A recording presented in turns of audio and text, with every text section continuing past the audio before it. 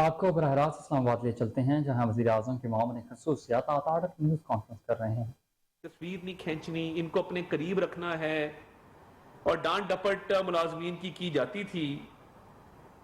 तो उस वक्त तो घर में कोई चीज़ आई हो तो सबको पता होता है कि घर में ये चीज़ आई है। तो मैं ये बात समझने से कासिर हूं कि आज जब आपसे सवाल किए जाते हैं तो आप बिल्कुल जवाब नहीं दे पाते और आप दूसरों पे डालते हैं कि ये मैंने नहीं किया, ये फलां ने किया था। मुझे आज बड़ा अफसोस हुआ कि रोज कौम को लेक्चर देते हैं दो ये झंडे लगा के दो घंटे के लिए पीछे झंडे लगाए होते हैं, कौम को लेक्चर दिया जा रहा होता है इखलाकियात पे, अपने आप को मुस्लिम उम्मा का लीडर जाहिर किया जा रहा होता है, बताया जा रहा होता है कि चोरी क्या होती है, चोर कौन होता है, डाकू कौन होता है, उसकी क्या डेफिनेशन है, क्या तारीफ है। और अपने घर के ये मामलात हैं कि जब अदालत ने अब 11 माह के बाद आपने जवाब दे ही दिया तो जवाब ये दिया कि मुझे इन मामलात का नहीं पता, किसी और से पूछ लें, मेरे पास कोई इंफॉर्मेशन नहीं है, मैं तो बिल्कुल ना कभी तोशे खाने के तहाइफ देखे ना इस चीज का पता है। ये इंतहाई अफसोसनाक है कि आप इतनी बहानाबाजी कर रहे हैं कि शायद मुल्क की तारीख में किसी मुकदमे में आज तक इस तरह के बहाने नहीं बनाए गए जिसको अंग्रेजी में लेम एक्सक्यूजेस कहते हैं।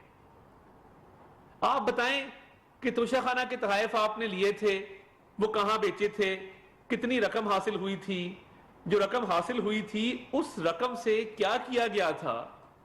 यानी ये तमाम बातें आपके वकील अली जफर साहब इलेक्शन कमीशन में जब ये मुकदमा चल रहा था तो ये तस्लीम कर चुके हैं, बैंक अल-फलाह के अकाउंट की तफसीलात भी फराहम कर चुके हैं, और आप पे केस ये है कि आपने तहाइफ लिए डिक्लेयर नहीं किए जो कि डिक्लेयर करना लाजिम था। उसके साथ साथ जब आपने ये तहाइफ डिक्लेयर नहीं किए तो जो इनसे रकूम हासिल हुई थी वो आपने एक बैंक अकाउंट में जमा कराई और वो रकूम मुताबिकत नहीं रखती जितने के ये तहाइफ बिके हैं उस रकम के साथ। तो फिर जो तहाइफ बेचने के बाद जो रकम थी वो रकम कहां पे गई, उस रकम का पता लगना जरूरी है कि पता लगे कि वो रकम किस चीज में इस्तेमाल हुई और क्यों इस्तेमाल हुई। तो मैं ये समझता हूं कि ये इंतहाई जरूरी अमर है कि ये पता करवाया जाए कि ये रकम कहां गई है, आपने कहां पे खर्च की है और की आपने गैर कानूनी तरीके से है।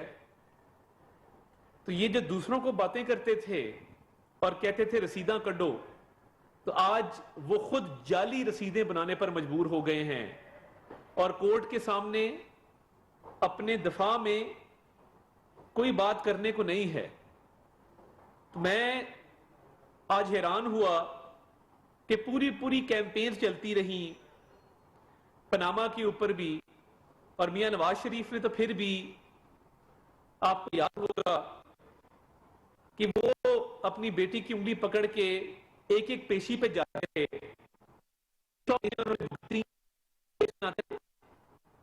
आपने कितनी पेशी भुगती हैं, आप कितने केसेस पे आए, हर रोज कोई बहाना, कभी टांग में दर्द है, कभी व्हीलचेयर है, कभी व्हीलचेयर नहीं है, कभी सर में दर्द है, कभी कोई कमिटमेंट है, कभी कोई उज़र, कभी कोई बहाना है। तो ये इंतहाई अफसोसनाक अमर है कि बहानेबाजी की जा रही है, चोरी साबित हो चुकी है, मगर वो टल नहीं रहे, वो एक के बाद एक झूठ, एक के बाद एक बहाना। तो ये जो अब सुप्रीम कोर्ट में कल केस दायर किया गया है, ये भी पाकिस्तान की तारीख का एक अनोखा और मुनफरिद वाकया है कि इतने पाकिस्तानी शहरी अदालतों में अपने मुकदमात की समाअत के लिए आते हैं, कितनों को यह सहूलत मुयसर है कि उनके वकला कोर्ट नंबर 1 में खड़े होकर चीफ जस्टिस को इस्तदा करें कि ट्रायल के चलते हुए उनका केस सुप्रीम कोर्ट के सामने समाअत के लिए मुकर्रर किया जाए। और कितने ऐसे साइल हैं जिनका केस 2 मरतबा सुप्रीम कोर्ट टेकअप करती है।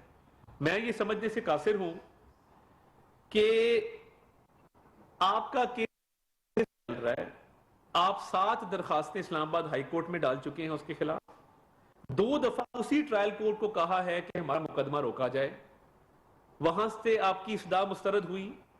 پھر اسلام آباد ہائی کورٹ گئے, اسلام آباد ہائی کورٹ سے صدا کی کہ یہ ٹرائل روکا جائے تکنیکی بنیادوں کے اوپر. وہاں سے آپ کی صدا مسترد ہوئی. پھر آپ سپریم کورٹ گئے. سپریم کورٹ میں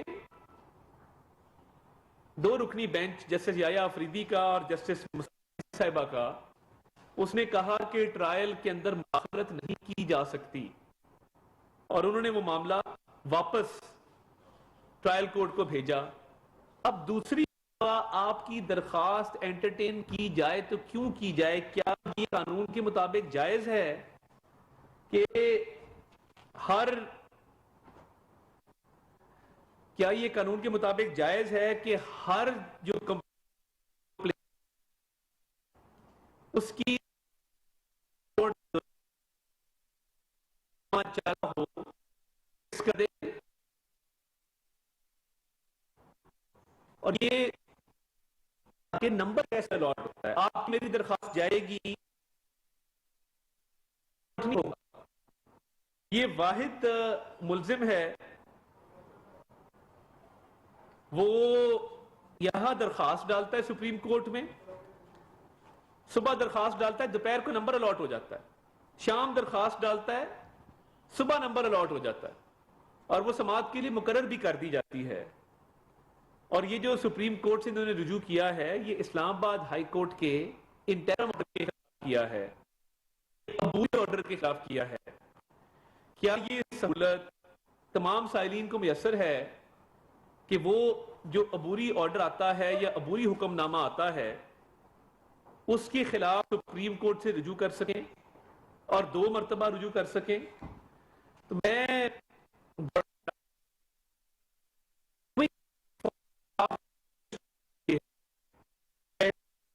کی طرف سے جسمانی ریمانڈ پر گرفتار تھے, طریقہ گرفتاری کو بہانہ بنا کے ان کو رہا کیا گیا. پاکستان کی تاریخ میں کبھی بھی کسی ایسے ملزم کو جو جسمانی ریمانڈ پر ہو, تحقیقاتی ادارے کی تحویل میں ہو, اس کو کبھی رہائی نہیں ملی. تو یہ سپریم کورٹ نے نئے سٹینڈرڈ سیٹ کر دیے ہیں اس لاڈلے کے لیے جو کہ تاریخ میں تھے. جسمانی ریمانڈ پر ایک ملزم تحقیقاتی ادارے کے پاس ہے, اس کو بلا کے گڈ ٹو سی یو, رہائی. ان کو فیملی سے بھی ملنے دیں, ان کی باقی سہولیات کا بھی خیال رکھیں, ان کو کمفرٹیبل رکھیں. اب ٹرائل کورٹ میں مقدمے کی سماعت کے دوران پہلے یحییٰ آفریدی صاحب اور مسرت جلال صاحبہ نے آرڈر دیا کہ ہم ٹرائل کورٹ کی سماعت میں مداخلت نہیں کر سکتے, ہم یہ واپس اسلام آباد ہائی کورٹ معاملہ بھجوا رہے ہیں. اب اسلام آباد ہائی کورٹ کے عبوری حکم نامے کے خلاف آپ سپریم کورٹ چلے گئے ہیں, آپ کی درخواست کو نمبر بھی لاٹ ہو گیا ہے, بینچ بھی بن گیا ہے, مظاہر علی اکبر نقوی صاحب بھی اس بینچ میں شامل ہو گئے ہیں. تو یہ کیسا مذاق ہو رہا ہے انصاف کے عمل کے ساتھ؟ یہ کیسا مذاق ہو رہا ہے عدل کے معیار کے ساتھ کہ نواز شریف صاحب کے کیس میں سپریم کورٹ کے سپروائزری جج ٹرائل سٹیپ کو اپنی نگرانی مکمل کرواتے ہیں. مانیٹرنگ جج کی لفظ میں نے پہلی دفعہ میاں نواز شریف کے کیس سنا. جب لاڈلے کی باری آتی ہے سپریم کورٹ باقاعدہ عبوری معاملے کے خلاف درخواست سماعت کی مقرر بھی کرتی ہے, نمبر بھی الاٹ کرتی ہے, بینچ بھی بنا دیتی ہے, سماعت کے لیے مقرر ہو جاتا ہے. اور سپریم کورٹ ہی کہہ چکا کہ یہ قابل سماعت نہیں ہے, اسلام آباد ہائی کورٹ اس کا فیصلہ کرے گا. ایک توشہ خانہ کا کیس ہے, اس میں تکنیکی بنیادوں پہ آپ 9 درخواستیں اسلام آباد ہائی کورٹ میں ڈال چکے ہیں, 2 درخواستیں سپریم. اسلام آباد میں وزیر اعظم کے معاون خصوصی عطا آرڈر نیوز کانفرنس کر رہے تھے. ان کا کہنا تھا کہ 9 مئی کے واقعات کی پرزور مذمت کرتا ہوں اور نوجوان نسل ہی پاکستان کا مستقبل ہے, انہیں محنت اور لگن سے کام